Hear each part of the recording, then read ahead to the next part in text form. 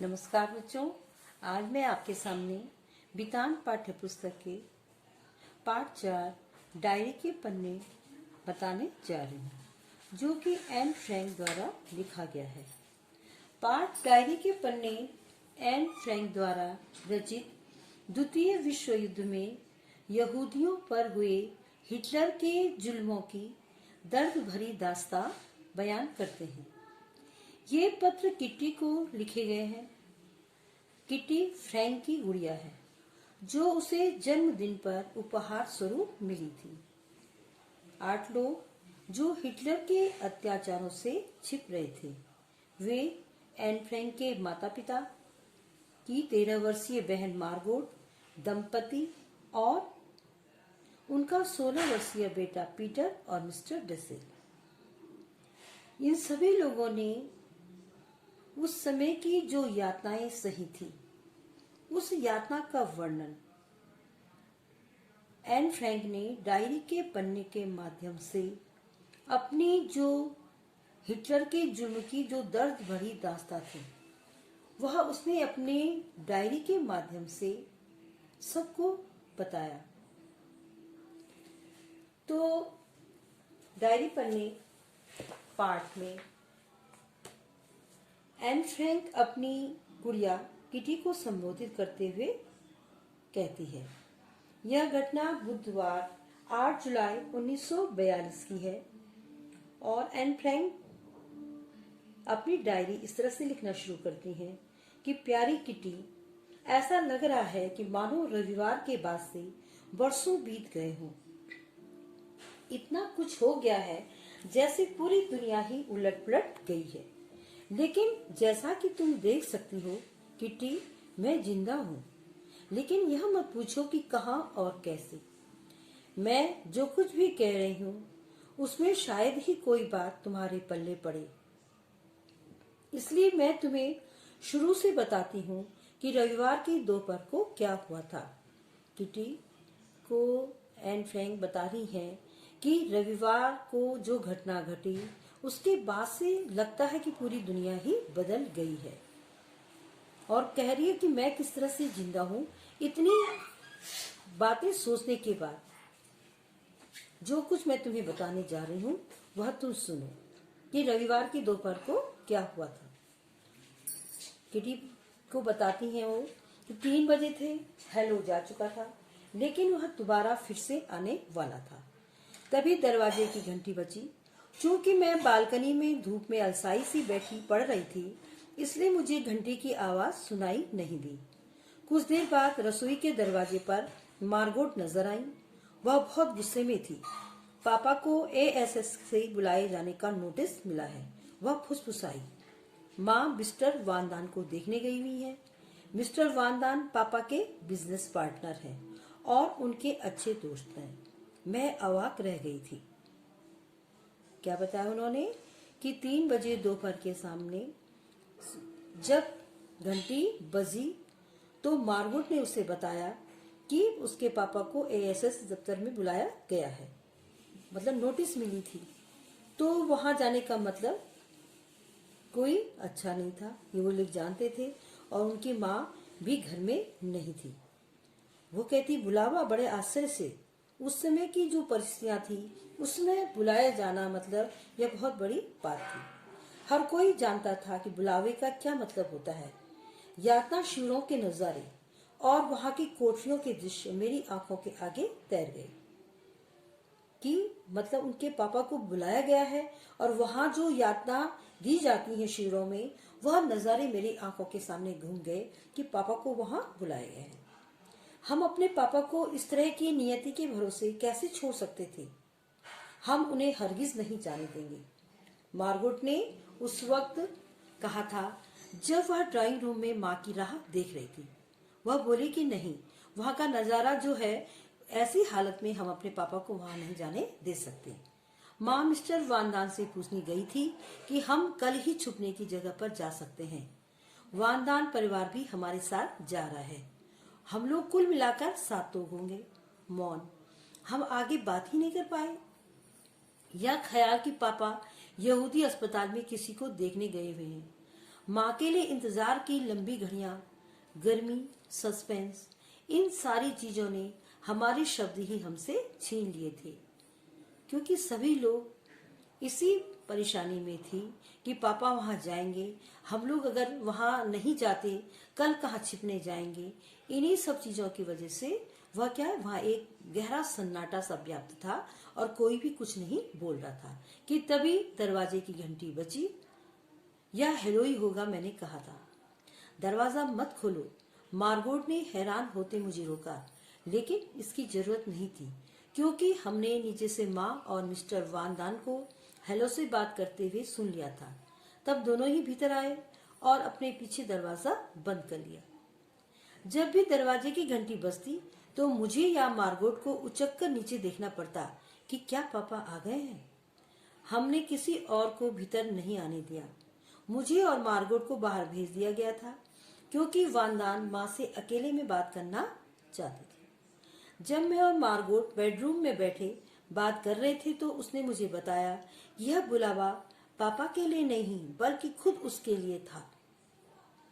इस दूसरे सदमे से मैं तो चीखने लगी कि इतनी उम्र में और वहां का बुलावा, तो यह तो अत्यंत दुख की बात है। तो वो उसको मानो कि सदमा लगा और कहती मैं सदमे के कारण चीखती लगी।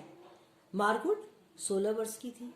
तय है कि वे लोग इस उम्र की लड़कियों को उनके खुद के भरोसे यहाँ से भेजना चाहते हैं, लेकिन भगवान का शुक्र है वह नहीं जाएगी। माँ ने मुझसे यही कहा था।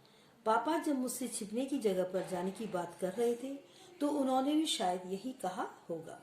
अज्ञातवास, हम कहाँ जाकर छुपेंगे। अज्ञातवास क्या होता है? ज्ञात का मतलब ज्ञान होना, वास मने रहना। जहाँ किसी को पता नहीं होता कि कोई कहाँ है, वह अज्ञातवास होता है। कहते हैं कि हम कहाँ रहेंगे, शहर में, किसी घर में, किसी परछती पर, कब, कहाँ, कैसे। ये ऐसे सवाल थे जो मैं पूछ नहीं सकती थी, लेकिन फिर भी ये सवाल मेरे दिमाग में कुलबुला रहे थे।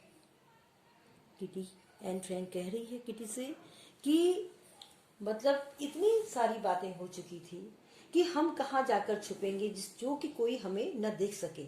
कहाँ हमें ऐसे अज्ञातवास मिलेगा। इस तरह की बातें उसके दिमाग में चल रही थी। मार्गोट और मैंने अपनी बहुत जरूरी चीजें एक थैले में भरनी शुरू की। मैंने सबसे पहले अपने थैले में यह डायरी ठूसी, क्योंकि एन को क्या था, डायरी लिखने का शौक था। तो उसने सबसे पहले अपनी डायरी को ही अपने थैले में रखा।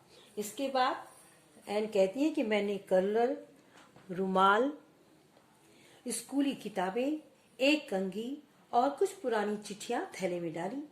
मैं अज्ञातवास में जाने के ख्याल से इतनी अधिक आतंकी थी कि मैंने थैले में अजीबो गरीब चीजें भर डाली। फिर भी मुझे अफसोस नहीं है।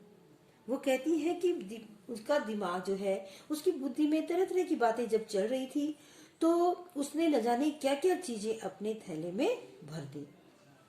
पर वो कहती मुझे इसका अफसोस नहीं है, क्योंकि स्मृतियां मेरे लिए पोशाकों की तुलना में ज्यादा मायने रखती हैं। वो कहती है कि मुझे पोशाकों का शौक नहीं था, लेकिन जो यादें थी, जो स्मृतियां थी, वह मेरे लिए ज्यादा मायने रखती हैं। तब हमने मिस्टर क्लीमेन को फोन किया कि क्या वे शाम को हमारे घर आ पाएंगे। मिस्टर वानदान चले गए कि ताकि मेब को लिवा सकें। मेब आई और वादा किया कि वे रात को एक बार फिर आएंगे। वे अपने साथ जूतों, ड्रेसों, जैकेटों, अंडरवियरों तथा स्टॉकिंग से भरा एक थैला लेकर गई। इसके बाद हमारे फ्लैट में सन्नाटा छा गया। हम में से किसी की भी खाना खाने की इच्छा ही नहीं हुई। मौसम अभी भी गर्म था और सारी चीजें जैसे हमारे लिए अजनबी होती चली जा रही थी। इसलिए अजनबी क्यों हो रही थी? क्योंकि लोग उस स्थान को छोड़ने वाले थे और वह जगह उनसे छूट जाती तो वह अजनबी सा महसूस कर रहे थे उस जगह को। आगे वो बताते कि हमने अपना ऊपर वाला एक बड़ा कमरा 30 बरस के एक विदुर मिस्टर गोल्डस्मिथ को किराए पर दे रखा था। तय था कि उसे उस शाम कोई काम धंधा नहीं था। इसके बावजूद, हमारे कई इशारों के बावजूद, वह रात 10 बजे तक वहीं पर मंडराता रहा। मेब और जॉन गेज रात 11 बजे आए। मीएप 1933 से पापा की कंपनी में काम कर रही थी और इसलिए पापा के करीबी दोस्तों में थी। उसके पति जॉन भी पापा के अच्छे दोस्त थे। एक बार फिर जूते, स्टॉकिंग्स, अंडरवियर और किताबें मीएप के गहरे बैग और जॉन की जेबों में गायब हो रही थी। वो अपना सामान संभाल रहे थे। 11:30 बजे वे खुद भी विदा लेकर चले गए। मैं बुरी तरह से थक गई थी। फिर भी मैं एक बात अच्छी तरह से जानती थी कि यह रात मेरे अपने बिस्तर में मेरी आखिरी रात है। मैं जैसे घोड़े बेचकर सोई। मेरी नींद अगली सुबह 5:30 बजे मार्गोट के जगाने पर ही खुली। किस्मत से यह सुबह रविवार की तरह गर्म नहीं थी। दिन भर गर्म बरसात की फुहारें पड़ती रहीं। हम चारों ने अपने बदन पर इतने ज्यादा कपड़े ले लिए थे मानो हम रात फ्रिज में गुजारने जा रहे हों। वजह क्या थी? कि वजह सिर्फ इतनी ही सी थी कि हम अपने साथ ज्यादा से ज्यादा कपड़े ले जाना चाहते थे। इसलिए पहनकर कि वो एक के ऊपर एक कपड़े पहनकर उन कपड़ों को ले जा रहे थे। हम जिस स्थिति में थे उसमें कोई यहूदी व्यक्ति कपड़ों से भरा सूटकेस ले जाने के बारे में सोच भी नहीं सकता था, क्योंकि सूटकेस ले जाने का मतलब हर किसी को पता चल जाता कि ये लोग कहीं जा रहे हैं। मैंने 2 बनियाने, 3 पैंटें, एक ड्रेस और उसके ऊपर एक स्कर्ट, एक जैकेट, एक बरसाती, 2 जोड़ी स्टॉकिंग्स, भारी जूते और एक कैप, एक स्कार्फ और इन सब के अलावा और भी बहुत कुछ और पहन रखा था। घर से निकलने से पहले ही मेरा दम घुटने लगा था, लेकिन किसी को भी परवाह नहीं थी कि मुझसे पूछे, एन कैसा लग रहा है तुम्हें? इतनी कपड़ों से लदी हुई एन अपने को बहुत ही असुविधाजनक महसूस कर रही थी, लेकिन वह कहती कि किसी को मेरी तरफ देखने की परवाह ही नहीं थी। मार्गोट ने अपने थैले में स्कूल की किताबें ठूस ली थी और वह अपनी साइकिल लेने चली गई और फिर वह मीएप की निगरानी में अज्ञात जगह के लिए रवाना हो गई। कुछ भी रहा हो, मेरे लिए तो वह अनजान जगह ही थी, क्योंकि मुझे अभी भी पता नहीं था कि हम कहाँ जाने वाले हैं। 7:30 बजे हमने भी अपने पीछे दरवाजा बंद किया। मुझे ही एकमात्र ऐसी जीवित प्राणी थी जिसे मुझे गुड बाय कहना था। हमने गोल्ड स्मिथ के लिए जो नोट छोड़ा उसके अनुसार बिल्ली को पड़ोसियों के यहाँ छोड़ा जाना था। वे ही अब उसकी देखभाल करने वाले थे। खाली बिस्तरे, मेज पर बिखरा नाश्ते का सामान, रसोई में बिल्ली के लिए सेर भर मीट, ये सारी चीजें यही दर्शाती थी कि हम बहुत ही हड़बड़ी में छोड़ छाड़ कर गए हैं। लेकिन इम्प्रेशन छोड़कर जाने में हमारी कोई दिलचस्पी नहीं थी। हम तो किसी भी तरह वहां से निकल जाना चाहते थे और कहीं सुरक्षित स्थान पर पहुंच जाना चाहते थे, और कोई बात मायने ही नहीं रखती थी। वो कहती हैं कि बाकी कल तुम्हारी एन। यह चिट्ठी एन ने किटी को 8 जुलाई को लिखी थी। वह आगे जब 9 जुलाई को वह चिट्ठी लिखेगी। बच्चों, इसको मैं अपने अगले भाग में आपको बताऊंगी।